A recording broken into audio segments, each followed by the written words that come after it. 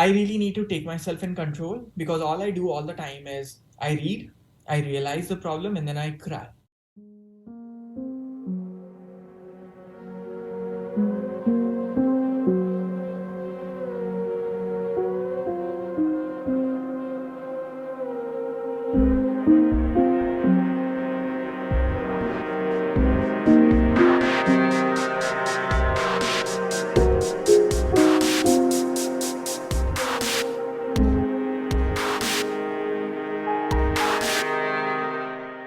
Today we are in the studio with Aakash Ranison, a nomad, author, activist, and climate optimist.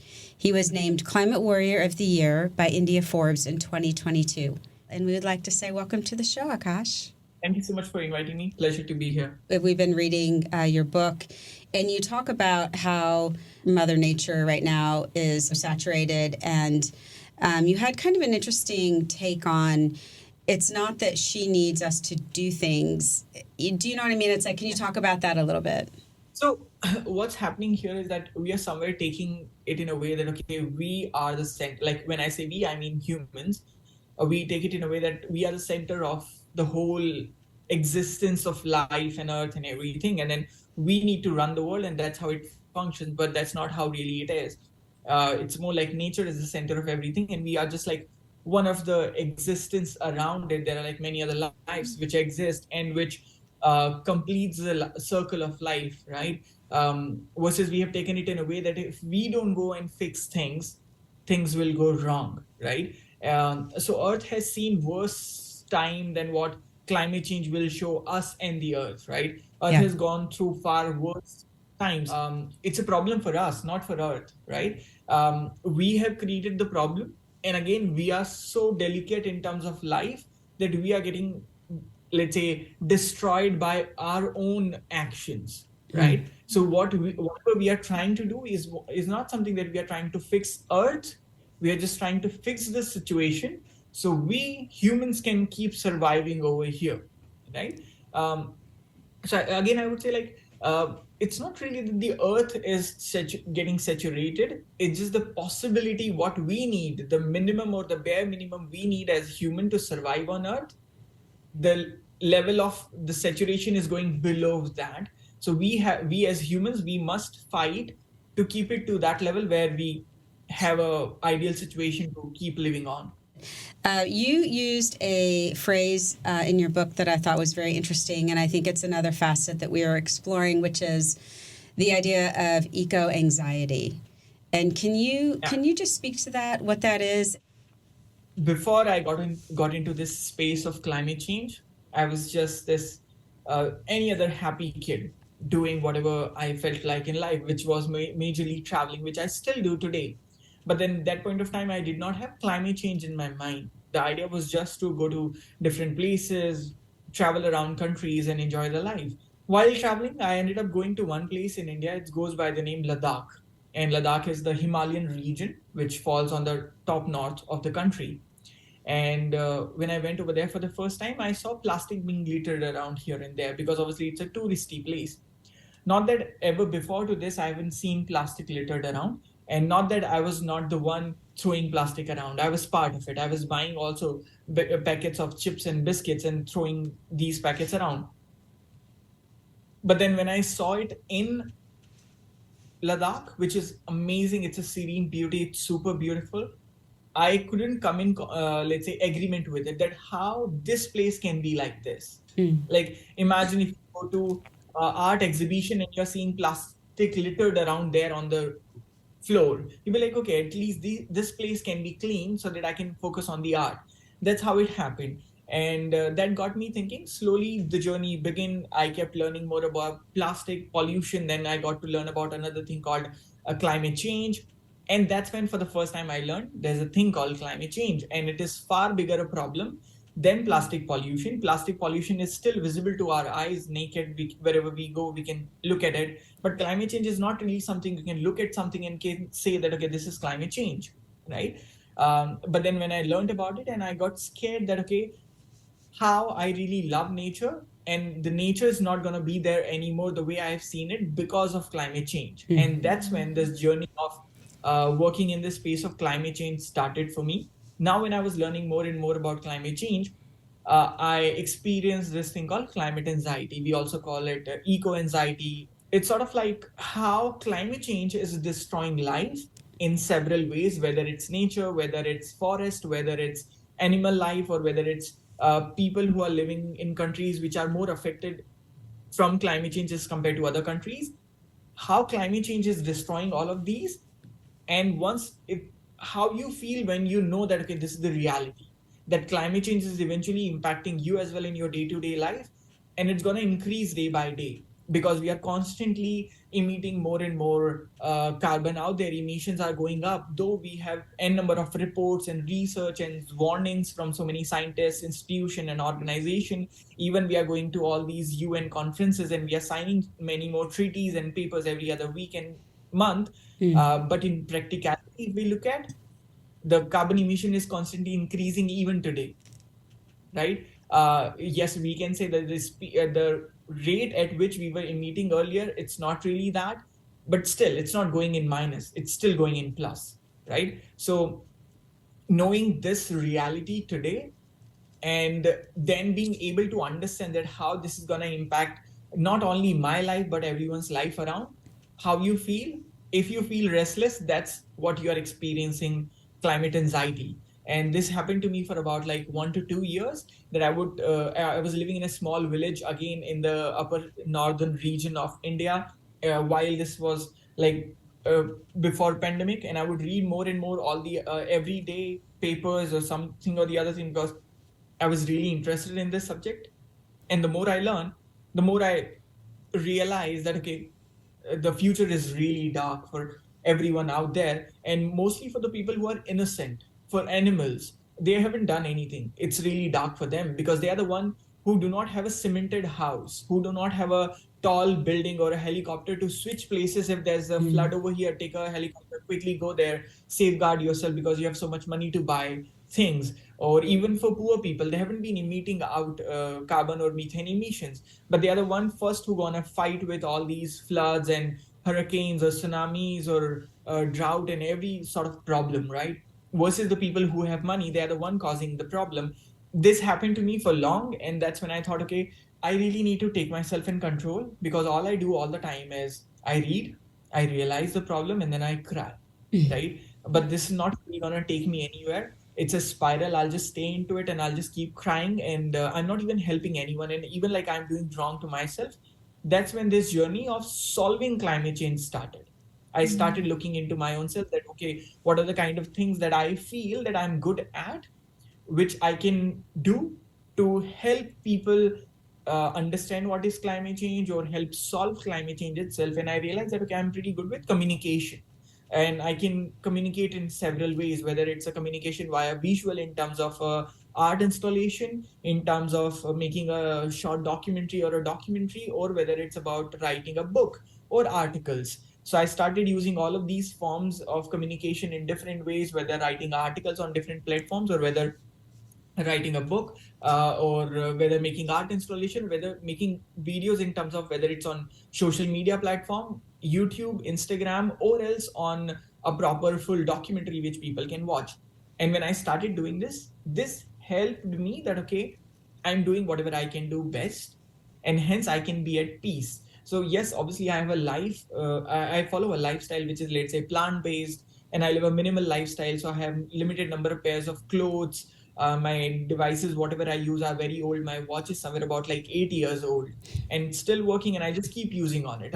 So to realize that how I can live a balanced life, emit less, and try to be as neutral as possible, and communicate to help people understand climate change, this gives me the, I think, assurance that I'm doing the best I can, and I don't, and this helps me fight climate anxiety, which I was to have earlier.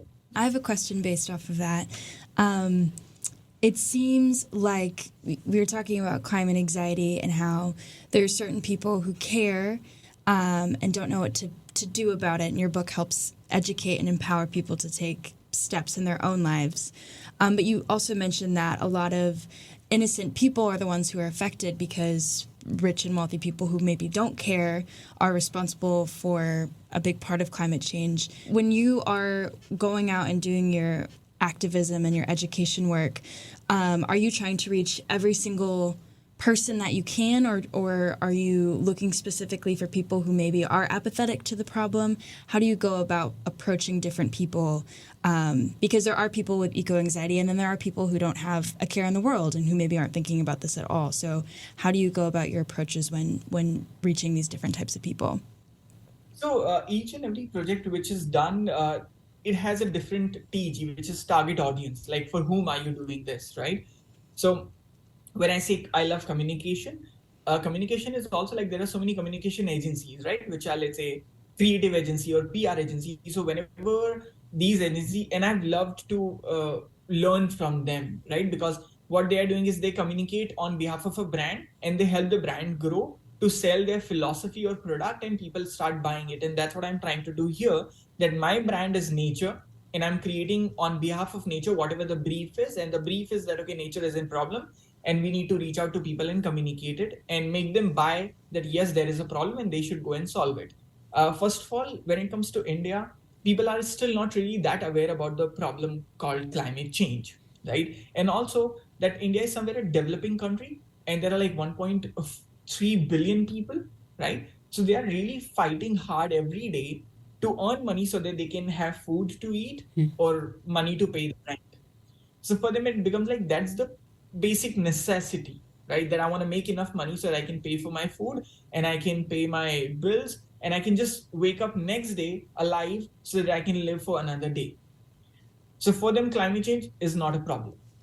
Even if it's affecting them, they don't have the time or energy or the bandwidth to even think about it. Now, even if there are families who have made enough money that they don't really have to actually worry about for next 6 months to pay their rent or food or anything, they have enough money saved. But then now what they feel is that I've worked so hard to come to this place where I've managed to make money. Now I want to enjoy the life. I can't be now solving climate change. I worked so hard to be here. So now they are like, okay, I've worked so hard. Now I don't want to be a charity. I just want to live my life. Even if the world is dying, I'm okay with it. And the people who have made so much money, they be like, anyway, I have so much money. I don't have to worry about climate change. I can just go to another country where there's no problem and I can live off. So every stage, if you look at the one who do not have money, the one who have decent money, or the one who has so much money, everyone has some or the other way to click the skip button on the problem climate change and watch the real video. But now what am I really trying to do here is, with this book, the book has been written in a very simple line. Anyone, like if you're in the space of art, movie making, or pottery, no matter what you do, or a doctor, anyone can pick this book and just read it from start to the end. I've tried to simplify and give examples, like how even when we are talking and I end up giving examples, right? The book is filled with examples. So like the normal day-to-day people who goes to job, who runs business, or who are, let's say, homemakers, whether it's a woman or a man, or is with someone who goes to school or college, or someone who don't go to school and college. But the only basic need is, do you you should be somewhere about 15 years plus and you should know English. That's it. If you know these two things, you can pick up this book, read it throughout, and you'll understand everything. Right? So for me, the TG as of now, I need the poor people to read the book. I need rich people to read the book. Because what happens when poor people are reading the book, they still can vote. So they can ask question that, hey, whether this politician will be working for this problem or not. If I can't work, at least this guy can work. So I need to have the information, right? So first is I can vote accordingly, because every time when there's a new leader coming up, we usually ask, okay, will you take care of roads, right? Or healthcare or education. But hey, hold on. What about education and road if I don't have a life, right? So that's why it's important to ask whether you're going to take care of the environment or not. Another thing, the way we vote is not only the time we go to election and vote. Another way of voting is when I pay you money. Every time I give you 1 cent or $1, I'm voting on you. So the point here is, now when somebody reads the chapter, they know the solution. So next time how you vote, you can decide whether you want to put money on this counter or you want to put money on this counter. If you put money on a counter which makes unsustainable product, they'll keep making more, right? If you want to put money at a counter which makes sustainable or plant-based product, you will help their economy. They will be able to produce the same product cheaper because more and more people are opting for it. So what happens when people read the book? What's my TG? My TG is everyone who spends money, who buy product. If you're a consumer, you are my TG. Read the book so that when you vote, you can decide which leader to vote for. And when you buy any product, you can choose which product to buy. And that's how the TG eventually trickles down and help decide the direction of the community, right? Whether as a country as well, that okay, which company should be living in the future. I just have to ask quickly, you were in Paris this week meeting with some heads of state, and on the other side of the coin on voting, when you were talking to a Macron and to the president of Georgia, how did those conversations go, and why were you there? So I was in Paris for this thing called Paris Peace Forum. This organization does bring great leaders together and civil society activists as well. I go there as one of the civil society activists from India. The idea for the platform is to create a same level where I can meet two policy makers or leaders and communicate to them and put my point forth, so that how do I feel about the current situation out there and what can be done, what are my concerns and what are their thoughts on it, like how do we move forward ahead from there. Though here, the major focus is for this thing called New Global Financing Pact. The idea here is like there are smaller countries who haven't done much in terms of carbon emissions or methane emissions to put a dent on the globe. But then there are countries who have been emitting out way too much of greenhouse gases. But now these smaller countries are suffering because of these bigger countries who have put out so much of carbon and methane out there. Now, who's going to help these tiny countries so that they can fight the problems they are facing, right? There are African nations who are facing problem. There are Asian nations who are facing problem versus these bigger nations like China, Russia, or US have made so much, let's say, money and business out of it. But again, they have also emitted so much of carbon and methane. But now it's a whole global issue. It's not really that, okay, if Russia, China, or US is putting out carbon emissions, so just the climate change is going to impact these 3, 4, 5 bigger countries. It's going to be equal to everyone. And even more than that, it's going to impact the smaller nation furthermore because they are more, let's say, they are not that strong and resistant in terms of when it comes to facing climate change. So here we meet together on a platform to negotiate on behalf of these tinier nations who are facing problems so that we can seek funds, financial support from World Bank and from these bigger nations who have made money so that they can lend money to these tinier countries and they can fight the climate change they are facing over there. Yeah, and I know you're starting to get, well, you have been getting the attention of a lot of leaders. And I believe, were you in Germany a couple weeks ago with Mercedes-Benz looking at their new EV vehicles? Yeah. That was not in Germany. That was in India. But yeah, I do keep working with brands like Mercedes. And my idea is that I want to be appreciative to each and everyone whosoever is trying to do something good.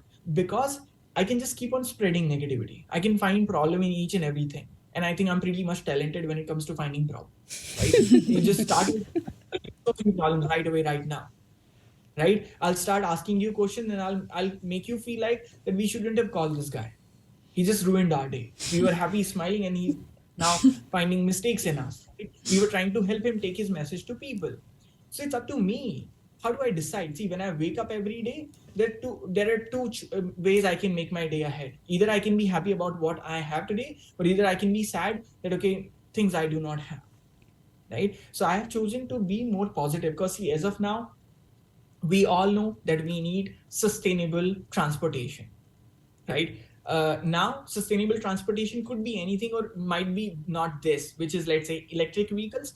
Might be this is the future, might be this is not. That's a different discussion. Then it can be hydrofuel cell. It can be sustainable, or might be that we find problems that, okay, hydrofuel cell is also not sustainable. But we have already found that IC engines are not sustainable.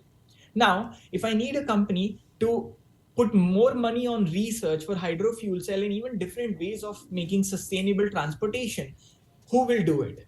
A company which is already in the business, which already has distribution and customer base and trust in the automobile sector around the globe. Will that company be more than happy to put in more money, more research, and bring another vehicle which is more sustainable, or somebody who has nothing to do with it?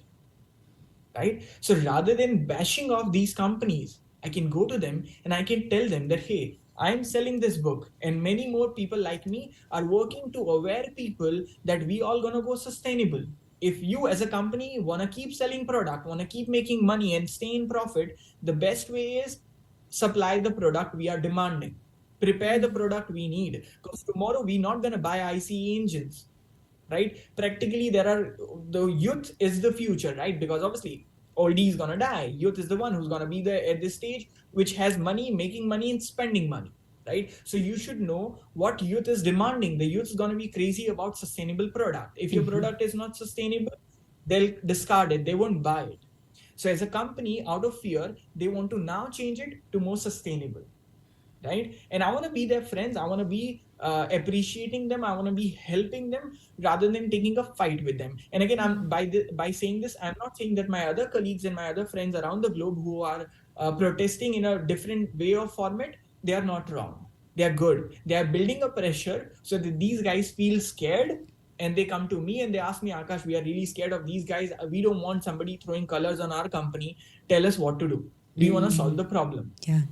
And at that point in time, I want to be with them and appreciate them that, hey, first of all, I appreciate you that you're thinking on these lines, that you want to shift. You're ready to put your money on a new assembly line, which will build electric vehicles and hydrofuel cells. You're ready to invest so much money to create an infrastructure of charging around the country. India is huge, right?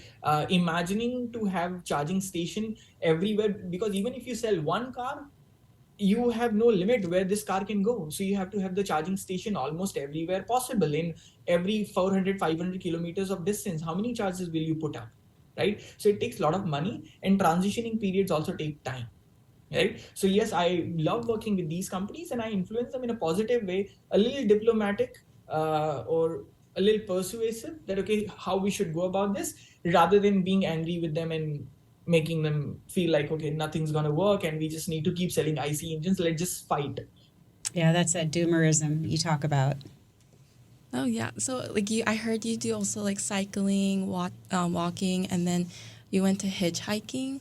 I was curious to how each mode of transportation challenged you and like contributed to like the personal growth during your travels. Cycling taught me to be alone, because obviously when I'm cycling, there's no one with me. I'm just on my own. So I think it's one of the greatest skill people can have, to be able to live with themselves, right? Because as of today, we hear, sometimes we go through by ourselves, or sometimes we hear our friends or family going through mental health issues, right? Because we are not able to talk to our own self. We have so many unresolved issues in our own mind. But at least if we can talk to ourselves, it'll be really good for us, right? So that's one of the things that I got to learn to live with myself and talk to myself and clear out a lot of things. One of the things which cycling also did to me is, in 2015, I was cycling from a place called Chennai to another place called Bangalore. And I asked myself a question, which is a question by Simon Sinek, start with why. I asked myself the question that, okay, what is my name and why it is whatever it is. So my first name goes by the name Aakash, and Aakash in English means sky. So I'm like, okay, it's a very good name, sky, confident, no limit. You can do whatever you feel like. I'm like, that's a good name, and my mom gave it to me. It makes sense. But then my second name earlier was not Ranison. Earlier my name was something else, goes by the Mishra, Mishra, which belongs to a religion, which belongs to a caste, and which always comes from your father's surname. So it's like my father's family. But then this person whom I'm addressing here as my father wasn't really there in life. It was my mom as a single parent who was fighting for me, who was working at a job every day so that she can make enough money, pay my school fee, and pay for my food and the rent and everything. So it didn't really make sense that I'm giving away my name as an identity to someone who's not even there. And whatever time he was there, he didn't really do good things. And then also that I'm let's say, following a religion, which is a good one. I'm not saying anything against it. It's good, but it's just I'm not a good student of this institution, right? And I feel that if I'm not a good student, it's better that I should quit and come out and not ruin the name of the educational system, right? So I said, okay, I don't really align and I don't follow everything which Hinduism teaches, and hence I should step out of it. Also, the caste thing, I was not really enjoying it because I was traveling constantly. I was always, caste is like if you live in that group, you're good, you're safe, you're like in your tribe. But then as soon as you go out, the other people be like, okay, you come from that tribe or you are from that group. And I don't want to be divided. I want to be one global citizen. I want to go everywhere, but then I want to be treated just as a simple human. That, okay, he's also human, we are also human.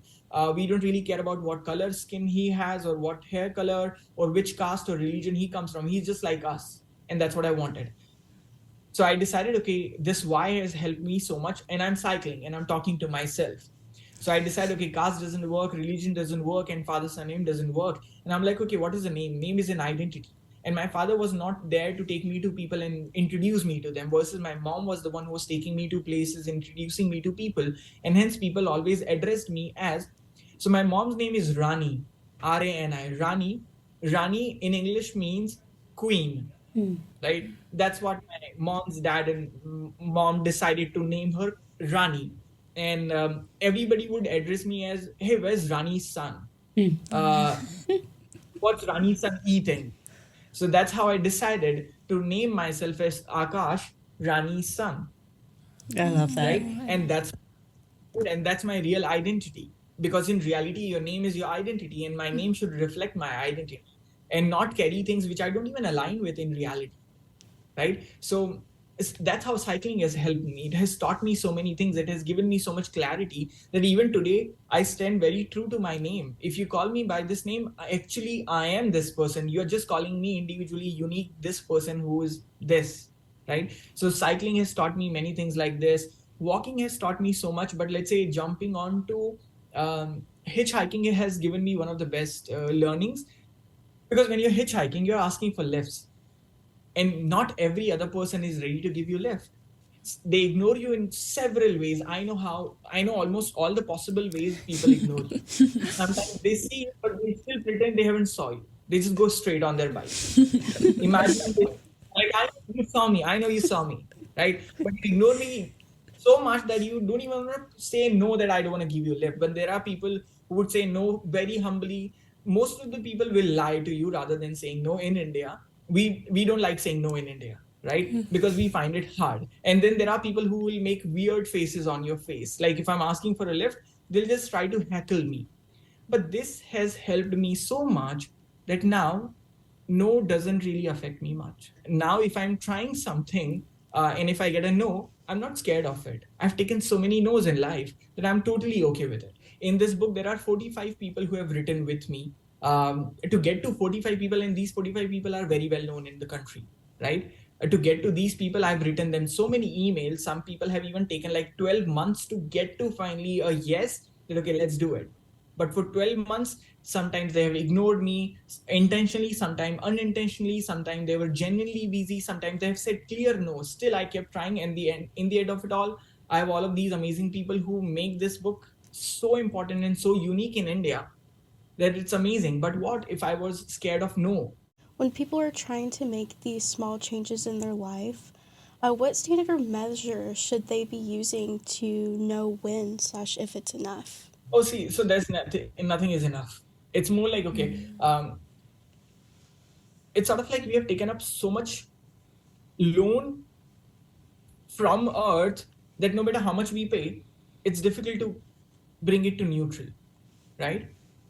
We have emitted so much of carbon out there and methane out there. There's nothing we can really feel that, okay, today we have neutralized it and we are okay to not to put in any efforts anymore. But it's more like, do it till a time you don't feel exhausted, right? So the point is not really to suffer, but to find a balance. So you have to find your own fine balance, because again, the saturation level with which we started, I never want anyone to reach to the saturated level, because then they'll be angry with it. And then wouldn't want to do anything. So we have to maintain a healthy balance. trust me, this word will keep coming back again and again, balance. Yeah, and then I just had one last question for you. So I heard that you only travel with 2 bags. And so I was just Yeah. curious, like, how you don't give in to the temptation to accumulate like material possession in a society that often like equates success with material wealth. So one of the easiest ways, I know that if I hoard more things, I won't be able to travel. So I need to choose. I want to travel, I want to stay at one place. I always choose travel.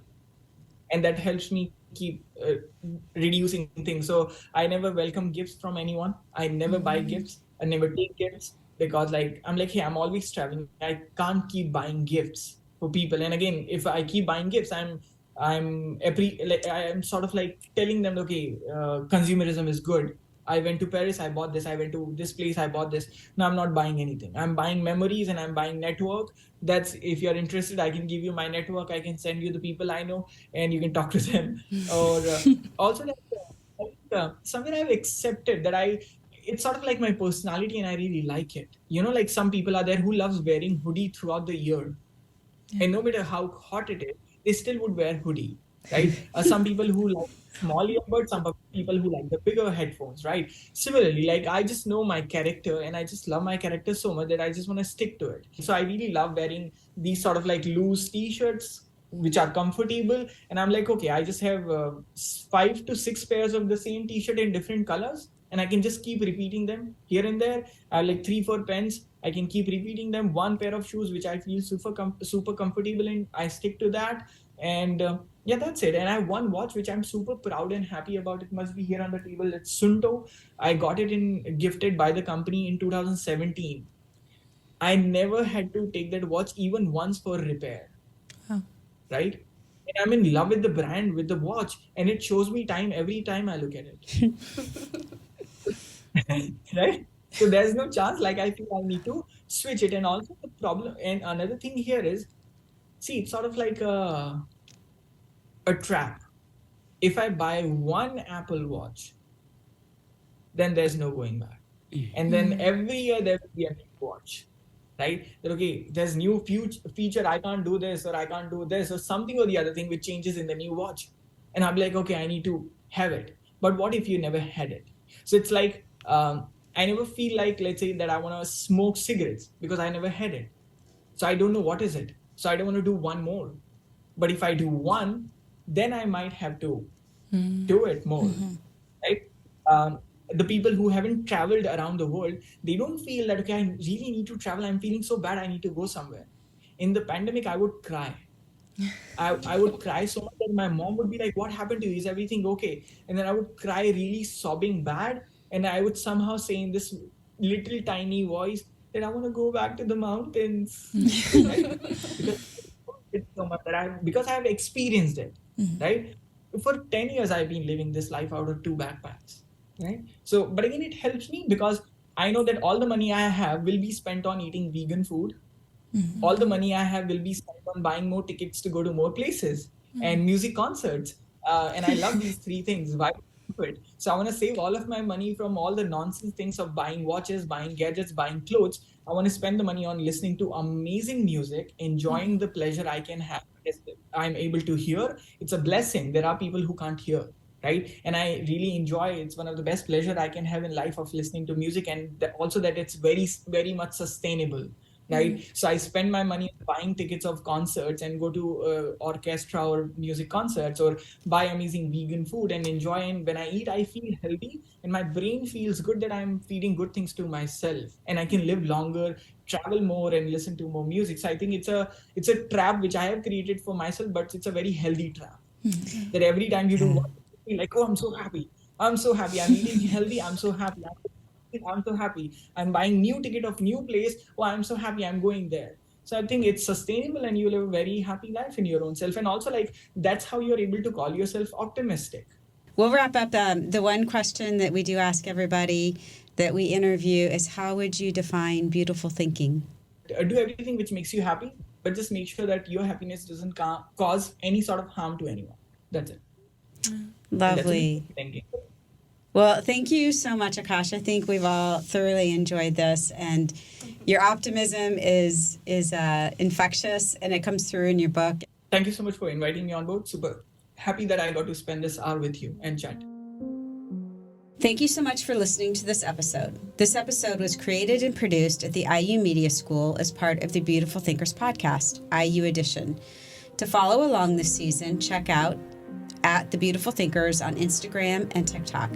Special thanks to Natalie Ingalls for our music and our students who researched and recorded this episode, Kelsey Peace, Eunice Pack, and Natalie Ingalls.